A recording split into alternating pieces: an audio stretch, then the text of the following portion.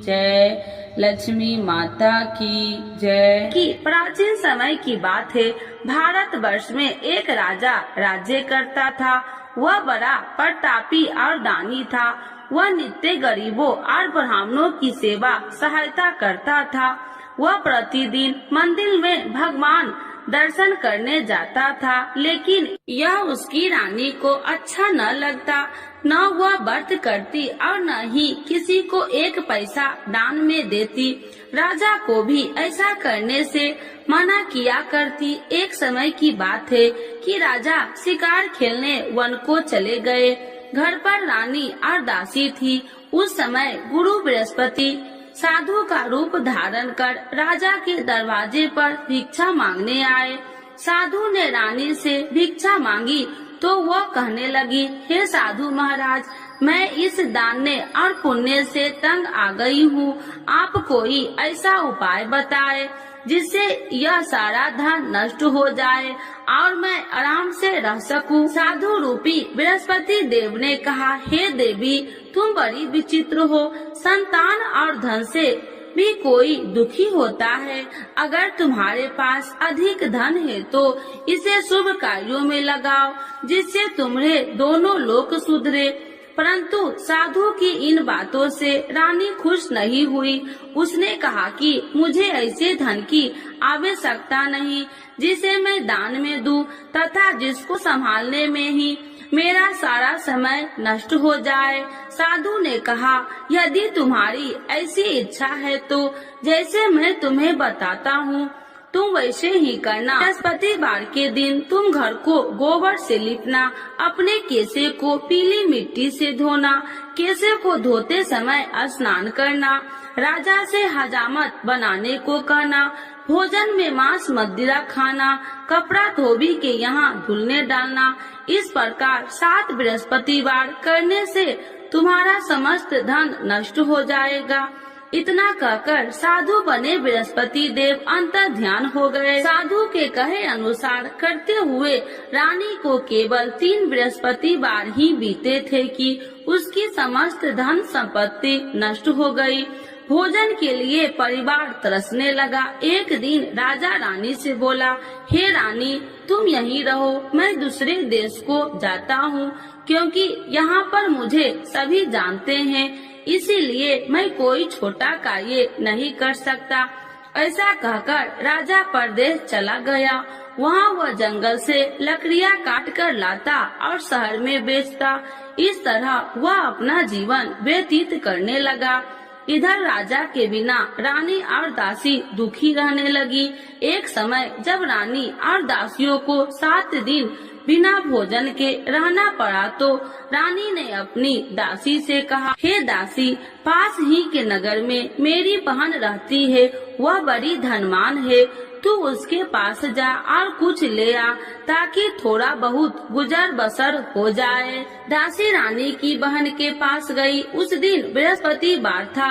रानी की बहन उस समय बृहस्पतिवार की कथा सुन रही थी। दासी ने रानी की बहन को अपनी रानी का संदेश दिया, लेकिन रानी की बहन ने कोई उत्तर नहीं दिया। जब दासी को रानी की बहन से कोई उत्तर नहीं मिला तो वह बहुत दुखी हुई। उसे क्रोध भी आया। दासी ने वापस आकर रानी को सारी बात बता दी। सुनकर रानी ने अपने भाग्य को कोसा। उधर रानी की बहन ने सोचा कि मेरी बहन की दासी आई थी, परंतु मैं उससे नहीं बोली, इससे वह बहुत दुखी हुई होगी। कथा सुनकर और पूजन समाप्त कर वह अपनी बहन के घर गई और कहने लगी, हे बहन, मैं बृहस्पतिवार का व्रत कर रही थी, तुम्हारी दासी गई, परंतु जब तक कथा होती है तब तक न उठते हैं और न ही बोलते हैं, इसीलिए मैं नहीं बोली। कहो दासी क्यों गई थी? रानी बोली, बहन, हमारे घर अनाज नहीं था। ऐसा कहते कहते रानी की आंखें भर आई। उसने दासियों समेत भूखा रहने की बात भी अपनी बहन को बता दी। रानी की बहन बोली, बहन देखो, बृहस्पति देव भगवान सबकी मनोकामना पूर्ण करते हैं। देखो शायद तुम्हारे घर में अनाज रखा हो। यह सुनकर दासी घर के अंदर गई तो वहाँ उसे एक घड़ा अनाज का भरा मिल गया। उसे बड़ी हैरानी हुई क्योंकि उसे एक बर्तन देख लिया था। उसने बाहर आकर रानी को बताया। दासी रानी से कहने लगी, हे रानी, जब हमको भोजन नहीं मिलता तो हम व्रत ही तो करते थे, इसीलिए क्यों न इनसे व्रत और कथा की विधि पूछ ली जाए, हम भी व्रत किया करेंगे। दासी के कहने पर रानी ने अपनी बहन से बृहस्पतिवार व्रत के बारे में पूछा। उसकी बहन ने बताया, बृहस्पतिवार के व्रत में चने की दाल और मुनक्का से विष्णु भगवान का केले की जड़ में पूजन करे तथा दीपक जलाए, पीला भोजन करे तथा कथा सुने। इससे गुरु भगवान प्रसन्न होते हैं, मनोकामना पूर्ण करते हैं। व्रत और पूजन की विधि बताकर रानी की बहन अपने घर लौट आई। रानी और दासी दोनों में निश्चय किया कि बृहस्पति देव भगवान का पूजन जरूर करेंगे। 7 रोज बाद जब बृहस्पतिवार आया तो उन्होंने व्रत रखा। घुड़सार में जाकर चना और गुड़ बिन लाई तथा उसकी दाल से केले की जड़ तथा विष्णु भगवान का पूजन किया। अब पीला भोजन कहाँ से लाए? दोनों बड़ी दुखी हुई, परंतु उन्होंने व्रत किया था, इसीलिए बृहस्पति देव भगवान प्रसन्न थे।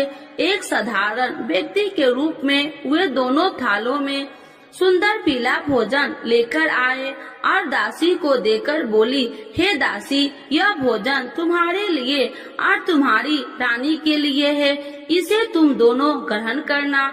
दासी भोजन पाकर बहुत प्रसन्न हुई। उसने रानी को सारी बात बताई। उसके बाद से वे प्रत्येक बृहस्पतिवार को गुरु भगवान का व्रत और पूजन करने लगी। बृहस्पति भगवान की कृपा से उनके पास धन हो गया, परंतु रानी फिर पहले की तरह आलस करने लगी। तब दासी बोली, देखो रानी, तुम पहले भी इसी प्रकार आलस करती थी, तुम्हें धन रखने में कष्ट होता था, इस कारण सभी धन नष्ट हो गया। अब गुरु भगवान की कृपा से धन मिला है तो फिर तुम्हें आलस होता है। बड़ी मुसीबतों के बाद हमने ये धन पाया है, इसीलिए हमें दान पुण्य करना चाहिए। अब तुम भूखे मनुष्य को भोजन कराओ, प्याव लगवाओ, ब्राह्मणों को दान दो, कुआं, तालाब, बावड़ी आदि का निर्माण कराओ, मंदिर, पाठशाला बनाकर ज्ञान दो, कुमारी कन्याओं का विवाह करवाओ, अर्थात धन को शुभ कार्यों में खर्च करो, जिससे तुम्हारे कुल का यश बढ़ेगा तथा स्वर्ग की प्राप्ति हो और पितृ प्रसन्न हो। दासी की बात मानकर रानी शुभ कर्म में करने लगी। उसका यश फैलने लगा। एक दिन रानी और दासी आपस में विचार करने लगी कि जाने राजा किस दशा में होंगे, उनकी कोई खोज खबर भी नहीं है। उन्होंने श्रद्धा पूर्वक गुरु बृहस्पतिवार भगवान से प्रार्थना की, राजा जहाँ कहीं भी हो शीघ्र वापस आ जाए। उधर राजा परदेश में बहुत दुखी रहने लगा। वह प्रतिदिन जंगल से लकड़ियाँ बीन कर लाता और उसे शहर में बेचकर अपने दुखी जीवन को बड़ी कठिनता से व्यतीत करता। एक दिन दुखी हो अपनी पुरानी बातों को याद करके वह रोने लगा और उदास हो गया। उसी समय राजा के पास बृहस्पति देव साधु के भेष में आकर बोले, हे लकड़हारे, तुम इस सुनसान जंगल में किस चिंता में बैठे हो, मुझे बतलाओ। यह सुन राजा के नेत्रों में जल भर गया और साधु की वंदना कर राजा ने अपनी संपूर्ण कहानी सुना दी। महात्मा दयालु होते हैं। वे राजा से बोले, हे राजा, तुम्हारी पत्नी ने बृहस्पति देव के प्रति अपराध किया था, जिसके कारण तुम्हारी यह दशा हुई। अब तुम चिंता मत करो, भगवान तुम्हें पहले से अधिक धन देंगे। देखो, तुम्हारी पत्नी ने बृहस्पतिवार का व्रत प्रारंभ कर दिया है। अब तुम भी बृहस्पतिवार का व्रत करके चने की दाल व गुड़ जल के लोटे में डालकर केले का पूजन करो। फिर कथा कहो या सुनो, भगवान तुम्हारी सब मनोकामनाओं को पूर्ण करेंगे। साधु की बात सुनकर राजा बोले, हे प्रभु, लकड़ी बेचकर तो इतना पैसा भई नहीं बचता जिससे भोजन के उपरांत कुछ बचा सकूं। मैंने रात्रि में अपनी रानी को व्याकुल देखा है। मेरे पास कोई साधन नहीं जिससे उसका समाचार जान सकूं। फिर मैं कौन सी कहानी कहूँ, यह भी मुझको मालूम नहीं। साधु ने कहा, हे राजा, मन में बृहस्पति भगवान के पूजन व्रत का निश्चय करो। वे स्वयं तुम्हारे लिए कोई राह बना देंगे। बृहस्पतिवार के दिन तुम रोजाना की तरह लकड़ियाँ लेकर शहर में जाना। तुम्हें रोज से 2 गुना धन मिलेगा, जिससे तुम भली भांति भोजन कर लोगे तथा बृहस्पति देव की पूजा का सामान भी आ जाएगा। धीरे धीरे समय व्यतीत होने पर फिर बृहस्पतिवार का दिन आया। राजा जंगल से लकड़ियाँ काटकर शहर में बेचने लगा। उसे उस दिन और 2 दिनों से अधिक धन मिला। राजा ने चना गुड़ आदि लाकर बृहस्पतिवार का व्रत किया। उस दिन से उसके सभी कलेश दूर हुए। परंतु जब अगले गुरुवार का दिन आया तो वह बृहस्पतिवार का व्रत करना भूल गया। इस कारण बृहस्पति भगवान नाराज हो गए। उस दिन उस नगर के राजा ने विशाल यज्ञ का आयोजन किया था तथा अपने समस्त राज्यों में घोषणा करवा दी कि सभी मेरे यहाँ भोजन करने आवे। किसी के घर चूल्हा न जले। इस आज्ञा को जो न मानेगा उसको फांसी दे दी जाएगी। राजा की आज्ञा अनुसार राज्य के सभी वासी राजा के भोजन में सम्मिलित हुए, लेकिन लकड़हारा कुछ देर से पहुंचा, इसीलिए राजा को उसको अपने साथ महल में ले गए। जब राजा लकड़हारे को भोजन करा रहे थे तो रानी की दृष्टि उस खूंटी पर पड़ी जिस पर उसका हार लटका हुआ था। उसे हार खूंटी पर लटका दिखाई नहीं दिया। रानी को निश्चय हो गया कि मेरा हार इस लकड़हारे ने चुरा लिया है। उसी समय सैनिक बुलाकर उसको जेल में डलवा दिया। लकड़हारा जेल में विचार करने लगा कि जाने कौन से पूर्व जन्म के कर्म से मुझे यह दुख प्राप्त हुआ है। आज जंगल में मिले साधु को याद करने लगा। तत्काल बृहस्पति देव साधु के रूप में प्रकट हो गए और कहने लगे, अरे मूर्ख, तूने बृहस्पति देवता की कथा नहीं की, इसी कारण तुझे यह दुख प्राप्त हुआ है। अब चिंता मत कर, बृहस्पतिवार के दिन जेल खाने के दरवाजे पर तुझे 4 पैसे पड़े मिलेंगे। उनसे तू बृहस्पतिवार की पूजा करना तो तेरे सभी कष्ट दूर हो जाएंगे। अगले बृहस्पतिवार उसे जेल के द्वार पर 4 पैसा मिले। राजा के पूजा का सामान मंगवाकर कथा कही और प्रसाद बांटा। उसी रात्रि में बृहस्पति देव ने उस नगर के राजा को स्वप्न में कहा, हे राजा, तूने जिस जेल में बंद किया है उसे कल छोड़ देना, वह निर्दोष है। राजा प्रातः काल उठा और खूंटी पर हार टंगा देकर लकड़हारे को बुलाकर क्षमा मांगी तथा राजा के योग्य सुंदर वस्त्र आभूषण भेंट कर उसे विदा किया। गुरुदेव की आज्ञा अनुसार राजा अपने नगर को चल दिया। राजा जब नगर के निकट पहुंचा तो उसे बड़ा ही आश्चर्य हुआ। नगर में पहले से अधिक बाग, तालाब और कुएं तथा बहुत सी धर्मशालाएं, मंदिर आदि बने हुए थे। राजा ने पूछा कि यह किसका बाग और धर्मशाला है।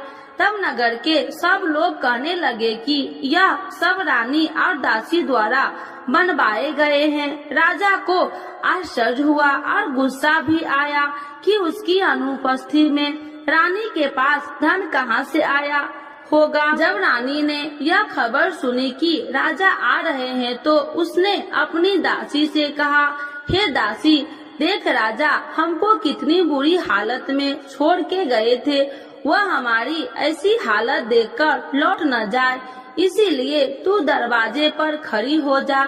रानी की आज्ञा अनुसार दासी दरवाजे पर खड़ी हो गई और जब राजा आए तो उन्हें अपने साथ महल में लिवा आई। तब राजा ने क्रोध करके अपनी तलवार निकाली और पूछने लगी, बताओ यह धन तुम्हें कैसे प्राप्त हुआ। तब रानी ने सारी कथा कह सुनाई। राजा ने निश्चय किया कि मैं रोजाना दिन में 3 बार कहानी कहा करूँगा और रोज व्रत किया करूँगा। अब हर समय राजा के दुपट्टे में चने की दाल बंधी रहती तथा दिन में 3 बार कथा कहता। एक रोज राजा ने विचार किया कि चलो अपनी बहन के यहाँ हो आऊं। इस तरह का निश्चय कर राजा घोड़े पर सवार हो अपनी बहन के यहाँ चल दिया। मार्ग में उसने देखा कि कुछ आदमी एक मुर्दे को लिए जा रहे हैं। उन्हें रोककर राजा कहने लगा, अरे भाइयों, मेरी बृहस्पतिवार की कथा सुन लो। वे बोले, लो हमारा तो आदमी मर गया है, इसको अपनी कथा की पड़ी है। परंतु कुछ आदमी बोले, अच्छा कहो, हम तुम्हारी कथा भी सुनेंगे। राजा ने दाल निकाली और कथा कहनी शुरू कर दी। जब कथा आदि हुई तो मुर्दा हिलने लगा और जब कथा समाप्त हुई तो राम राम कह के वह मुर्दा खड़ा हो गया। राजा आगे बढ़ा, उसे चलते चलते शाम हो गई। आगे मार्ग में उसे एक किसान खेत में हल चलाता मिला। राजा ने उसे कथा सुनने का आग्रह किया, लेकिन वह नहीं माना। राजा आगे चल पड़ा। राजा के हटते ही बैल पछाड़ खाकर गिर गए तथा किसान के पेट में बहुत जोर से दर्द होने लगी। उसी समय किसान की माँ रोटी लेकर आई। उसने जब देखा तो अपने पुत्र से सब हाल पूछा। बेटे ने सभी हाल बता दिया। बुढ़िया दौड़ी दौड़ी उस घुड़सार के पास पहुँची और उसने बोली, मैं तेरी कथा सुनूंगी, तू अपनी कथा मेरे खेत पर ही चलकर कहना। राजा ने लौटकर बुढ़िया के खेत पर जाकर कथा कही, जिसके सुनते ही बैल खड़े हो गए तथा किसान के पेट का दर्द भी बंद हो गया। राजा अपनी बहन के घर पहुंच गया। बहन ने भाई को खूब मेहमानबाजी की। दूसरे रोज प्रातः काल राजा जागा तो वह देखने लगा कि सब लोग भोजन कर रहे हैं। राजा ने अपनी बहन से जब पूछा, ऐसा कोई मनुष्य नहीं है जिसने भोजन नहीं किया हो, जो मेरी बृहस्पतिवार की कथा सुन ले। बहन बोली, हे भैया, यह देश ऐसा ही है। यहाँ लोग पहले भोजन करते हैं, बाद में कोई अन्य काम करते हैं। फिर वह एक कुम्हार के घर गई, जिसका लड़का बीमार था। उसे मालूम हुआ कि उसके यहाँ 3 दिन से किसी ने भोजन नहीं किया है। रानी ने अपने भाई की कथा सुनने के लिए कुम्हार से कहा। वह तैयार हो गया। राजा ने जाकर बृहस्पतिवार की कथा कही, जिसको सुनकर उसका लड़का ठीक हो गया। अब तो राजा को प्रशंसा होने लगी। एक दिन राजा ने अपनी बहन से कहा, हे बहन, अब मैं अपने घर जाऊंगा, तुम भी तैयार हो जाओ। राजा की बहन ने अपनी सास से अपने भाई के साथ जाने की आज्ञा मांगी। सास बोली, हाँ चली जा, मगर अपने लड़कों को मत ले जाना, क्योंकि तेरे भाई के कोई संतान नहीं है। बहन ने अपने भाई से कहा, हे भैया, मैं तो चलूंगी, मगर कोई बालक नहीं चलेगा। अपनी बहन को भी छोड़कर दुखी मन से राजा अपने नगर को लौट आया। राजा ने अपनी रानी से सारी कथा बताई और बिना भोजन किए वह सैया पर लेट गया।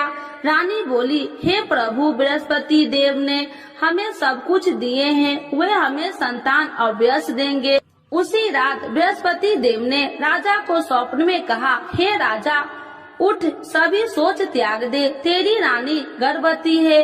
राजा को यह जानकर बड़ी खुशी हुई। 9वें महीने में रानी के गर्भ से एक सुंदर पुत्र पैदा हुआ।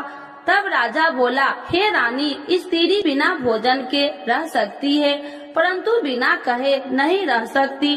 जब मेरी बहन आए तो तुम मुझसे कुछ मत कहना। रानी ने हाँ कर दी।